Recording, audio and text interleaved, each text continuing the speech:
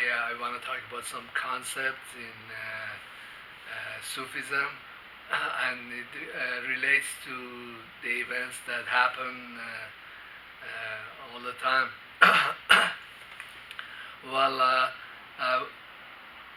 there was a historical event like the United States went and assassinated General Qasim Soleimani, and there was a huge reaction in Iran.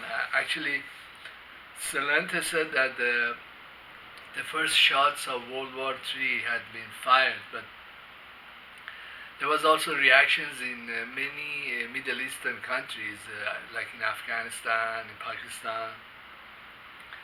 There were reactions in Turkey, and anyhow, there were a lot of demonstrations, and actually some people died, like 40 or 50, in a stampede in Iran when they were burying him. Then, I'm in communication with my sister, and she said that there was so much stuff going on. She really got sick herself, physically sick. But then this is not a very strange thing. I experienced it too here. Is because people who are like they're psychic or they're very sensitive, they perceive or receive reality in all its implications, all its dimensions, and I was kind of totally out of it. I couldn't work really right, and kind of lost track of a lot of schoolwork, a lot of stuff that I was supposed to be doing. In fact, a lot of things that I usually do daily, they went undone, or they weren't done. Then this brings out another concept or idea, is that for example, United States or Israel, I guess Saudi Arabia does it too. Every once in a while, when there is nothing going on, there's nobody is screwing them over, nobody is bothering with them. They fly some F-16s or F-15s, and they go into like a wedding or bomb a hospital, or the Israelis, they do it regularly. They go and bomb like housing units in Gaza or in Syria, and they kill a bunch of people. There was the first thing you notice about these events is that they do it regularly, and also they do it when there is no war, there is no aggression on the other side. Everything is quiet. But the reason they do it, the Saudis or um, the Zionists, they want to establish that the fear that, hey, we are the authority, we are here in Middle East, and you need to worry about us. But on the receiving end, the people who regularly get their shops destroyed, their houses bombed, it results in chaos, in deep hatred, and also it results in a kind of uneasiness at all times, that you don't know, some stupid foreign government, what they might do. There is always a lot of uneasiness about the Americans and their military, and uh, and after the attack on the Iraqi bases they had, it's like everybody's celebrating, or everybody's really, oh, they got their ass kicked for the first time.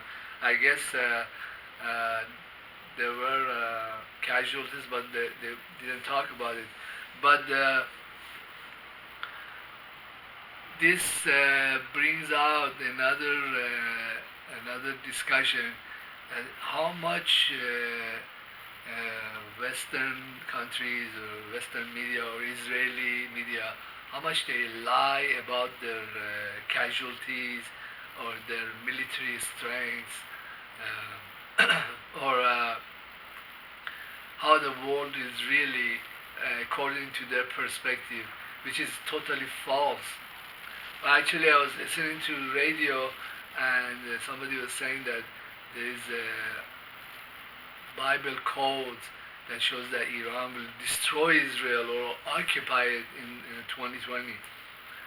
Well, one of the things you notice about all the interpretations and comments in Western media versus the Eastern or Iranian or Afghani media or Iraqi media is that how dislocated, how twisted the American or Western perspective on Middle East is.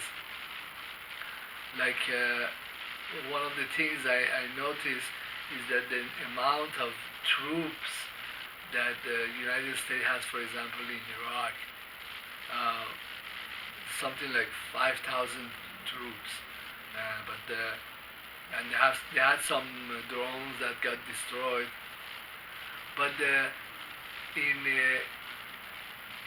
military terms, in military strength, that's like a flea trying to kill off an elephant, which is the Iranian military. One Gordon, which is like sometimes they call it Gordon, sometimes they call it a hang, is 5,000. And Iran has thousands of them.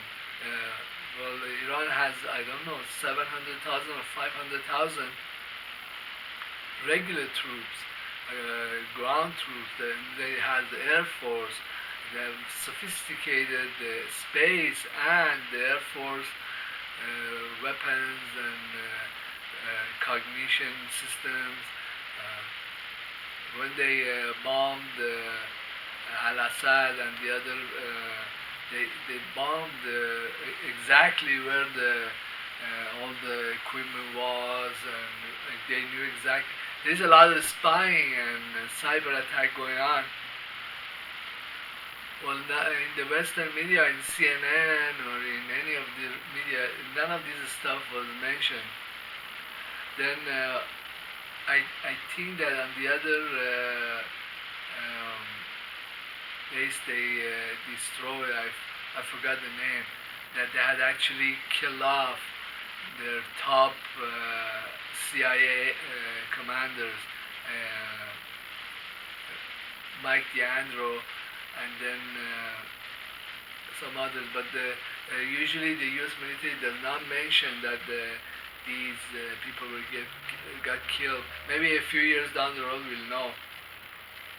Then, like the rumor has it that they were transporting Mike DeAndro in a plane towards Afghanistan. I don't know what they were trying to do, move him back to the United States or whatnot.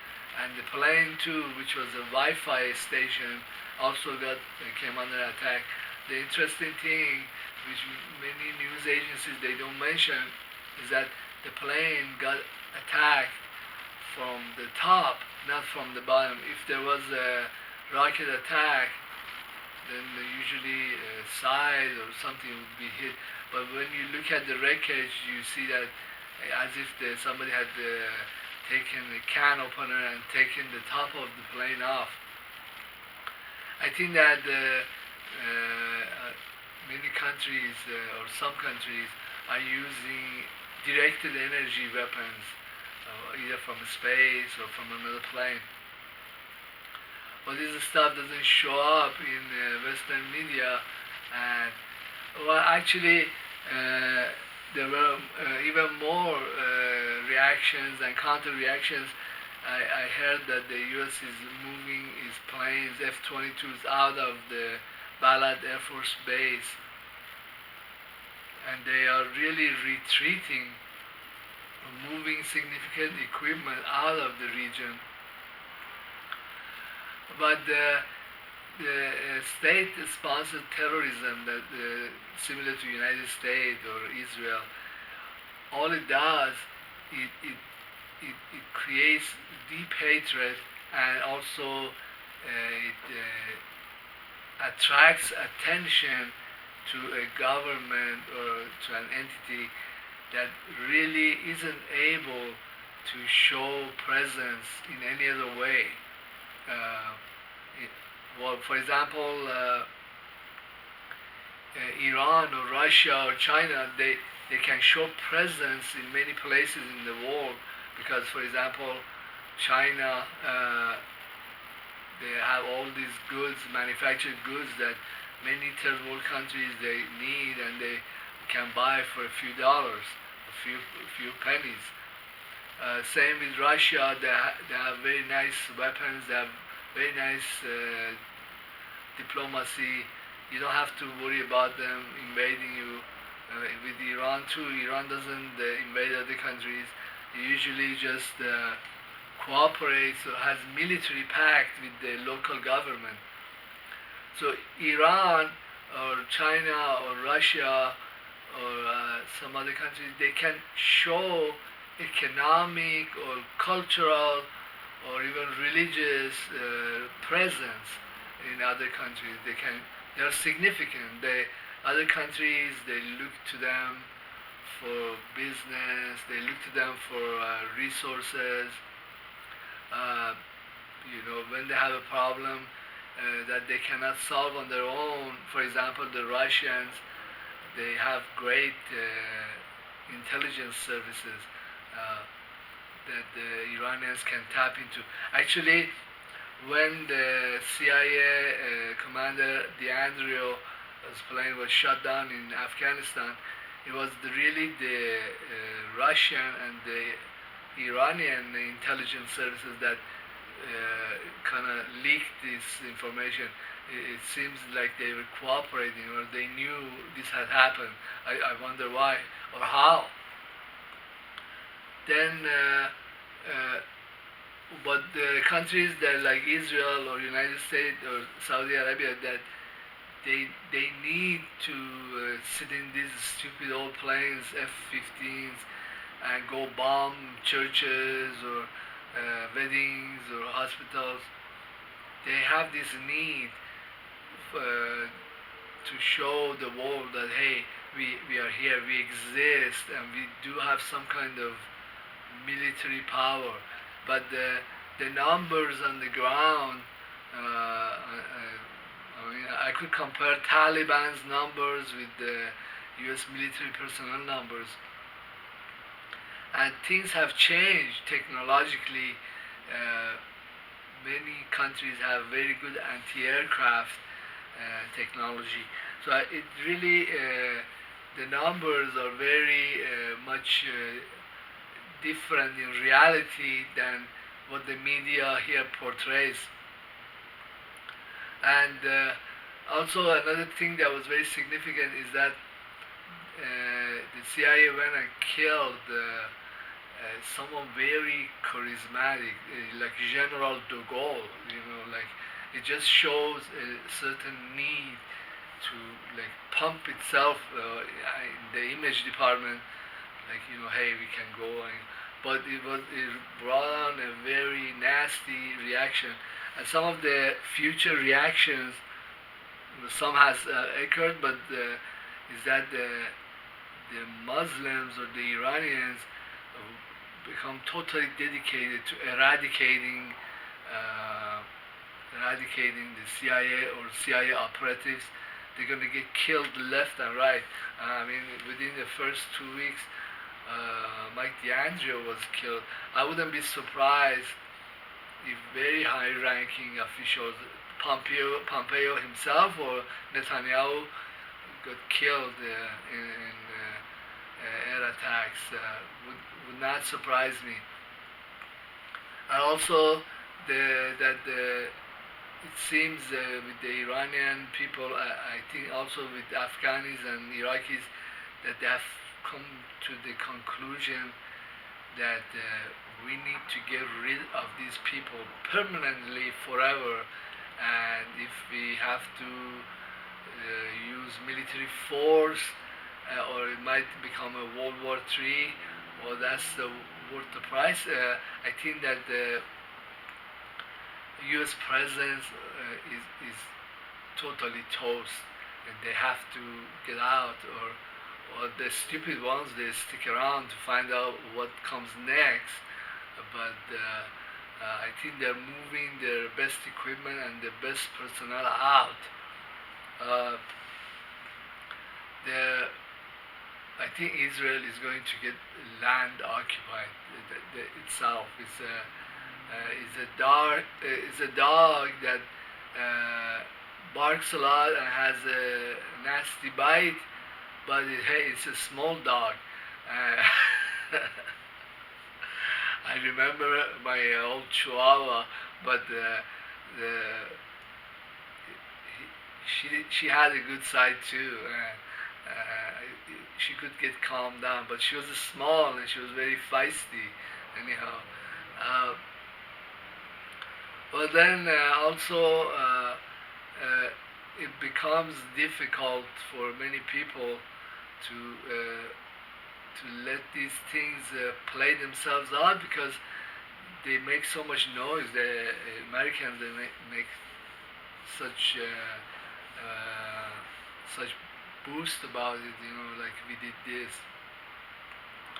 But I think that the World War III has started, and these reactions and counter reactions will escalate, will not go away, and the war will come here in the United States sooner or later. I think sooner. Um, Also, when a country doesn't have anything to trade with, anything to impress foreigners, impress the international community, it kind of seems to go into its own shell, and we're gonna see isolationism in the United States. Well, I didn't want to talk about all these military and political events. What I wanted to talk about is this concept of taking control of your cognition, of your cognitive map forcefully, and not letting the events play you. But I'm not doing a very good job with myself and family. Like my sister, she's not. Well, that's kind of like it comes with the territory when you are very sensitive or psychic. It's hard to stop stuff from coming in and playing themselves out in your brain. But uh, there is this concept, and if I could do it, uh, the Sufi master refers to this idea. It's called Sultan Vakht Khish. He would say that I'm the Sultan, I'm the king of my own time. No one can come in, no event, no tragedy, no nothing that can come in and play and devote all my attentions to itself. Like, well, the Muslims say, La ilaha illallah, no goddess but God. This is kind of, in a remote way, this concept of being able to detach. But I don't think many people would be able to, with the events that are going to unfold. Uh, and I also don't think that uh, World War III would be conventional warfare. I think it would be very high tech, and also might just get to be nuclear war. And other thing I don't believe is that it will all stay in Middle East or Far East. I think United States is going to get a taste of it Maybe the Russians will nuke East Coast, or I don't know, Chinese. The weapons, they reach everywhere these days. Well, thank you very much for being my YouTube channel, and please don't be shy, leave comment and subscribe.